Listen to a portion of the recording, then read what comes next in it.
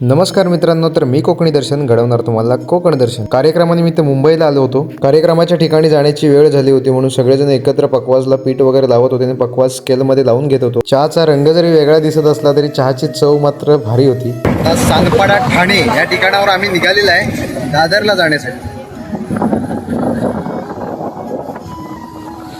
आजचा कार्यक्रम हा सांस्कृतिक प्रतिष्ठानचा कार्यक्रम आहे आणि या कार्यक्रमासाठी महाराष्ट्रातून मोठमोठे कलाकार येणार आहेत। रवींद्र नाट्य मंदिर दादर या ठिकाणी आम्ही पोहोचलो होतो आणि आम्हाला आतमध्ये जायचं होतं। आतमध्ये एंट्री करताना एकदम कडक पद्धतीने चेकिंग चालू होती म्हणून खूप गर्दी झाली होती। एंट्री गेटवरती शरद प्रतिभाशाली सांस्कृतिक प्रतिष्ठान या प्रतिष्ठानची मोठी अशी आणि सुंदर रांगोळी काढलेली। आत गेल्या गेल्या सर्वांची नाश्त्याची सुद्धा व्यवस्था केलेली होती। थोड्याच वेळात कार्यक्रमाला सुरुवात होणार होती आणि आमचा कार्यक्रम दुपारनंतर होता म्हणून आम्ही तयार होऊन कार्यक्रम बघत बसलो होतो।